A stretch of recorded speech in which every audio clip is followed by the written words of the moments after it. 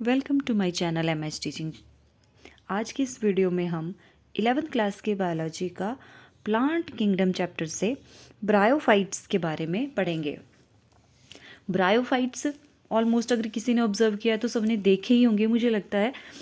जैसे नालियाँ वगैरह जो बनी होती हैं उनकी साइड्स में मॉइस्चर रहता है, या कोई और ऐसे पानी वाली जगह है जहाँ पे मॉइस्चर रहे हमेशा, तो वहाँ पे आपने फ्लोर में देखा होगा, चाहे मिट्टी है चाहे सीमेंटेड एरिया है, कई बार उसमें एक ग्रीनिश कलर की मैट जैसी बन जाती है, कुछ ग्रो करता है जो बिल्कुल ग्रीन होते हैं और बिल्कुल चिपके हुए फ्लैटेंड होते हैं और चिपके हुए रहते हैं वॉल के साथ।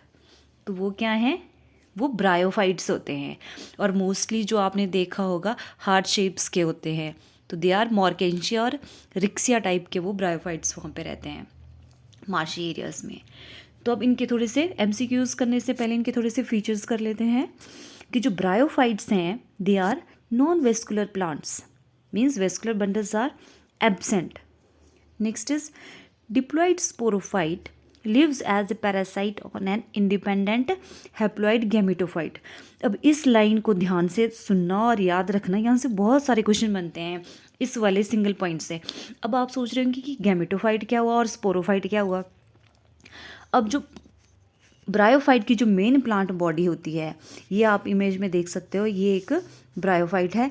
तो यहाँ पे ये जो इसका ग्रीनिश पार्ट है दैट इज़ गैमेटोफाइट। और गैमेटोफाइट जो है ये प्रोमिनेंट फेस है इसका और डोमिनेटिंग पार्ट है ब्रायोफाइट का। अब इसके ऊपर ये जो स्पोरोफाइट है, ये जो ग्रो किए हुए हैं, these are sporophyte. Sporophyte gametophyte के ऊपर एज ए पैरासाइट रहता है, क्योंकि ये इसी से अपनी नरिशमेंट लेता है। क्लियर? यहाँ से बहुत सारे MCQs बनते हैं। Gametophyte is the prominent phase और dominating phase of the bryophyte, and sporophyte lives as a parasite on it. Clear? और ये तो क्लियर हो गया। और दूसरी बात और कि जो स्पोरोफाइट होता है वो डिप्लॉइड होता है, और जो गैमेटोफाइट होता है, गैमेटोफाइट इज हैप्लॉइड। अब ब्रायोफाइट्स को एम्फीबियंस ऑफ प्लांट किंगडम भी बोला जाता है। इनको external layer of water is required for dehiscence of antheridia, that is male sex organs, and swimming of male gametes के लिए पानी चाहिए होता है। मेन प्लांट बॉडी मैंने बता दिया कैसी है, गैमेटोफिटिक है एंड थैलोइड है।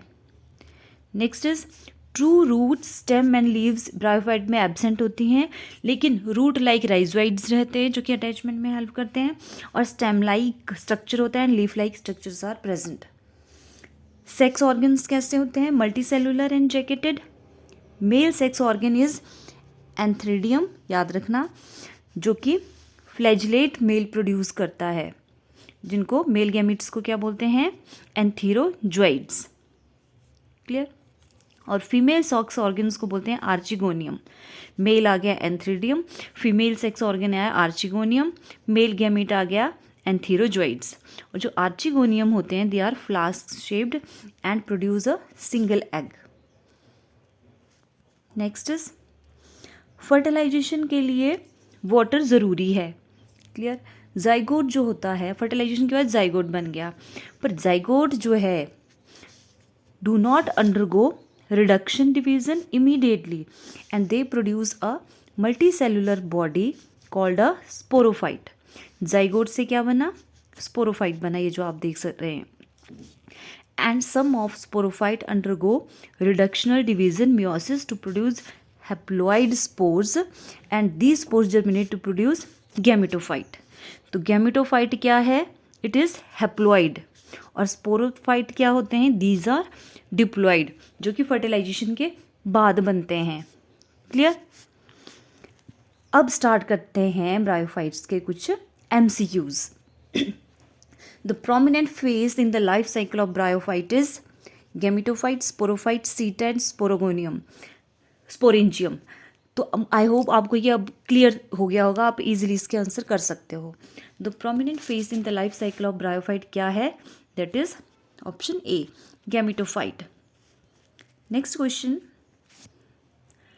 Gametophytic generation is dominant in gymnosperms, bryophytes, pteridophytes या एंजियोस्पर्म्स? तो option B, bryophyte is the right answer.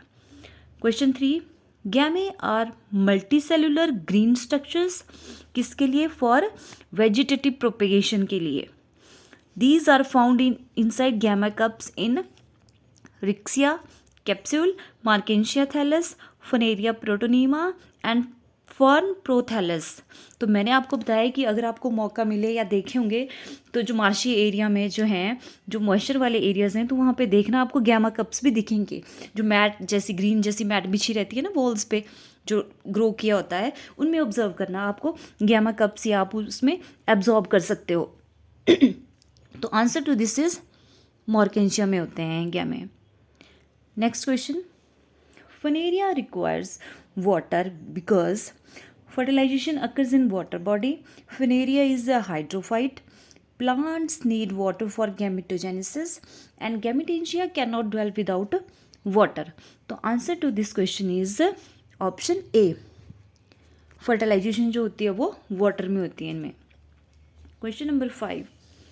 Asexual reproduction in liverworts takes place by. अब आप बोल रहे हैं, सोच रहे होंगे कि लीवर वर्ड्स क्या हुए. तो मैं आपको बता दूं कि जो ब्रायोफाइट्स हैं उनको 3 क्लासेस में डिवाइड किया गया हुआ है. हिपैटिकोप्सिडा, जिनको लीवर वर्ड्स भी बोलते हैं, एंथोसिरोप्सिडा, हॉर्नवर्ड्स भी बोलते हैं इनको, एंड ब्रायोप्सिडा, जिसमें आते हैं आपके मॉसेस, स्फैग्नम, पॉलीट्राइकम एंड फनेरिया. और हिपैटिकोप्सिडा या लीवर वर्ड्स में आते हैं आपके रिक्सिया, मॉर्केंशिया. और जो हॉर्न वर्ड्स हैं या फिर एंथोसिरोटोप्सिडा है, उनमें आते हैं आपके एंथोसिरोस एंड मेगासिरस. ठीक है, तो अब यहाँ पे हम लीवर वर्ड्स की बात कर रहे हैं क्वेश्चन नंबर 5 में, जिसको हिपैटिकोप्सिडा भी बोलते हैं. तो asexual reproduction in liverworts takes place by fragmentation of thalli. Thalli होगा जो मेन प्लांट बॉडी है उसकी, एंड गैमे फॉर्मेशन, बी आया gemma formation and diploid spore formation, spore formation and isogamy, fragmentation and zoospore formation. तो asexual reproduction होती है fragmentation of thalli से और गैमे फॉर्मेशन से. Next question. The embryonic development in bryophytes takes place in protonema, sporangium, antheridium या archegonium. तो जो embryonic development है वो आर्चिगोनियम में होती है. बट इज आर्चिगोनियम, ये फीमेल सेक्स ऑर्गन है जो कि ऐसे फ्लास्क शेप रहता है.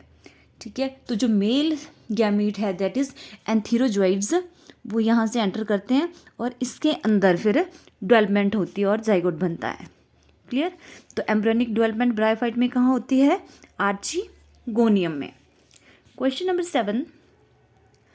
रिजेम्बलेंसेस between alga and bryophyte include. अब एल्गा और ब्रायोफाइट में क्या सिमिलरिटी है? Presence of root like, stem like, leaf like structure. अब एल्गा तो आपने देखा होगा, जिसको हम सवाल भी बोलते हैं पानी में, तो उसमें तो हमें ऐसा कुछ नहीं दिखता है, रूट लाइक, स्टेम लाइक ये structure. Next is thallus like plant body, lack of vascular tissues या ऑटोट्रॉपिक न्यूट्रिशन. अब दोनों ही ग्रीन कलर के होते हैं, एल्गा भी और ब्रायोफाइट से. इसका मतलब ऑटोट्रॉपिक न्यूट्रिशन तो होती है.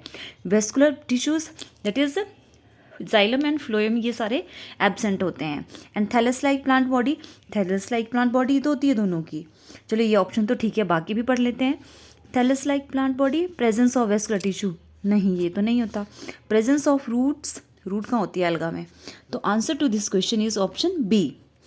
ब्रायोफाइट्स और एल्गा में क्या सिमिलरिटी है? थैलस लाइक प्लांट बॉडी होती है, vascular bundles absent and autotrophic nutrition. Question number 8. A sperm of moss moves by means of pseudopodia, cilia, flagella या any of these. तो वो मूव करता है आपका flagella की हेल्प से. Question number 9. In Funaria, the haploid structure is protonema, capsule, columella या seta. तो answer to this question is option A. Protonema is haploid structure in Funaria.